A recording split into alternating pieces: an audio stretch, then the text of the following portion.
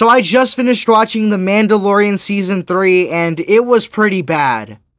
So this was one of the few Star Wars projects that I was actually looking forward to. With Obi-Wan, Book of Boba Fett, and Andor, I was kind of looking forward to them, but I wasn't sure if they were going to be good. Because we knew that, like, Rogue One was good, we knew that the prequels were a bit iffy, but Mandalorian, we knew 100% that the previous 2 seasons were really good. So the 3rd season was something that I was really anticipating. With Obi-Wan and Andor and a bunch of other stuff, I just wasn't really sure if they would work in a TV show. But Mandalorian we knew would work in a TV show, and we knew that a 3rd season had a lot of potential. Unfortunately, it seems like that was wasted. Mandalorian Season 3 is a big disappointment. It really is. I think it's better than Book of Boba Fett, like, in terms of being well put together, but man, dude, it really misses the mark. There are so many things in Mandalorian Season 3 that are just questionable, and like, it's like, why did you do that? Or why would you waste time on that? Or why? Just why? I feel like this season has a goal. Like, it has a destination, but it doesn't know how to get there. And it feels like there is no direction on how to get to that destination.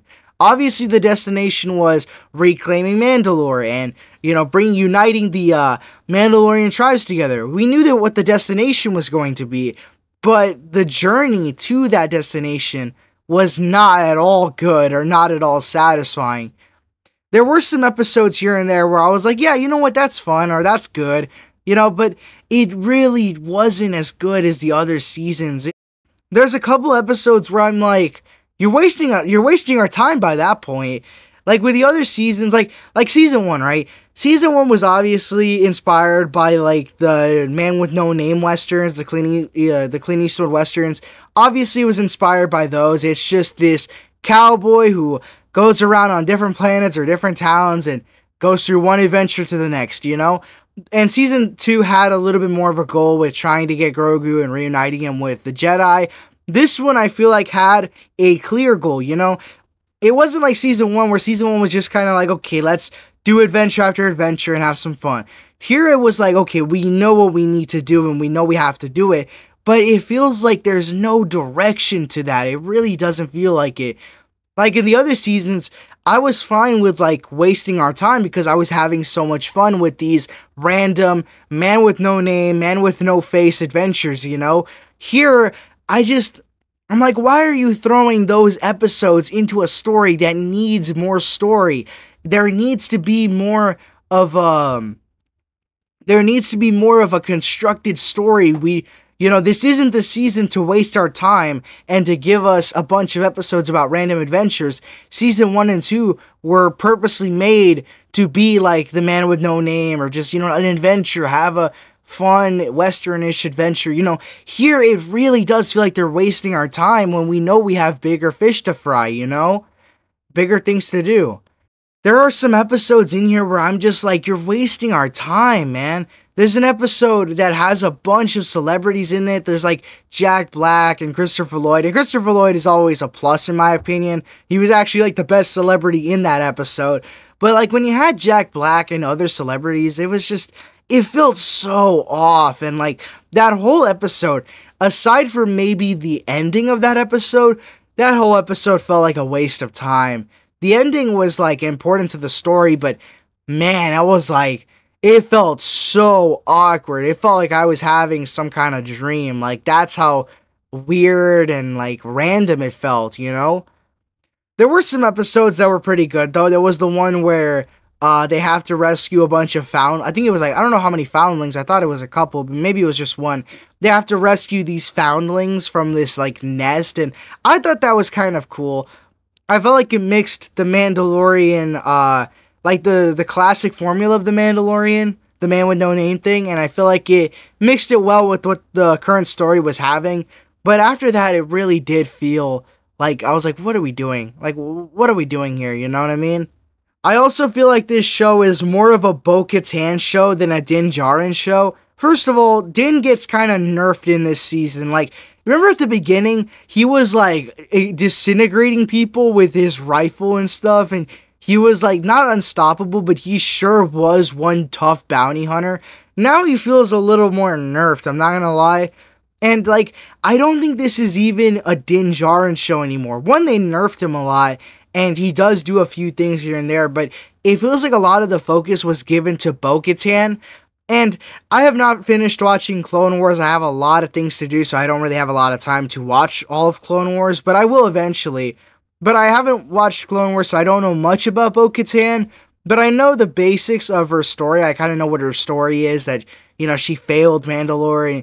She took the Darksaber when she wasn't supposed to, and doomed Mandalore. And I'm not gonna lie, I actually kind of, like, from what I've known about Bo-Katan, I actually liked the little bit of redemption in this season. I like the idea of Bo-Katan redeeming herself and becoming the rightful ruler of Mandalore and stuff. But I honestly, I felt like it was cool to see Bo-Katan get some redemption, but taking a lot of spotlight away from Din really felt off. It was kind of like, wait, we're still watching The Mandalorian, not Bo-Katan, the series, you know? And I'm not gonna lie, and a lot of people, they get mad about the Baby Yoda thing, how they took Grogu back in Book of Boba Fett. A lot of people don't know this, but Book of Boba Fett actually takes place 2 years after Mandalorian Season 2. So, Baby Yoda and Luke were actually training for 2 years, and then Luke decided to take him back. Luke decided to send him off to the Mandalorian, you know? So there was actually a little more time in between there. A lot of people thought that it was just, Din hands Grogu to Luke, and Luke hands it back, you know? No, it actually was like 2 years, you know? There was a lot more to that than it seemed. That show just did a really bad job of portraying time. But in this season, Baby Yoda feels so forced, I'm not gonna lie. Like, yeah, he's cute, and, you know, he does cute things here and there, but man, it felt so forced, so forced.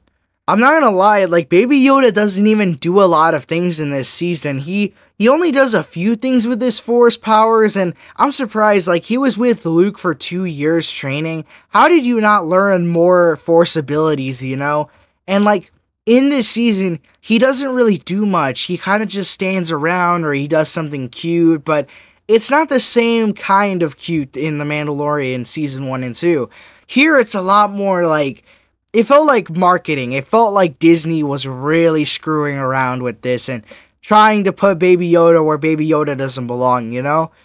It really does feel like he was kind of useless. Like, he didn't do much. He barely used his Force abilities. It felt like you just didn't need to have him there. And I love Baby Yoda. I love his little character, and I want to see where they take him. But here in this season, he just felt like another background character. He didn't do much, you know? And even the finale of this season, it just wasn't even that satisfying. The finale is really short, which is weird because a lot of Disney Plus shows, well, at least the ones I've seen, they have some really weird finales that don't end properly, or they don't deliver on what they were supposed to. Here, it's the same thing. It is really, really quick. It has to go by quick, you know. It doesn't give us enough space to breathe. Even, like, some of the stuff that just happens in the end was just not satisfying. And I feel like if they extended that, like, whole episode to maybe, like, an hour or an hour and a half episode, I think it would have been amazing. I feel like they had so much potential. And instead of making crappy episodes with Jack Black, I love Jack Black, by the way. It's just, I didn't think he belonged in that Star Wars episode. Instead of making episodes with Jack Black and Christopher Lloyd, which, again, I love both of those actors, but I just didn't think they belonged in Mandalorian. Instead of making episodes like that, make episodes about about the Mandalorian, about this awesome finale and stuff. There was so much potential for that. The finale was a big letdown. Like, not even much happens. Like, it's just, it was a massive letdown. I'm not even lying. It's just sad because I feel like this whole season had so much going for it and so many things to look forward to. The Mandalorians uniting and Bo-Katan getting a redemption and stuff, but it's all done so poorly. I would say that it's better than Book of Boba Fett, and maybe it's better than, like, Obi-Wan, but I don't know. I guess if you're a massive fan of Mandalorian, I don't think this will ruin anything. I don't think it'll ruin your perception of The Mandalorian, but it's definitely not as good as it should have been. It's definitely better than Book of Boba Fett in terms of being well put together, but man, it's not satisfying. But what do y'all think of Mandalorian Season 3? Is it a massive failure? Is it a dumpster fire? Was it all bad? I thought there was some good stuff in there, but overall it was kind of mid.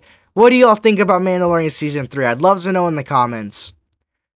Thank you all so much for watching. If you guys haven't already, make sure to like and subscribe. God bless you guys. Thank you all so much for watching, and I'll see you all next time.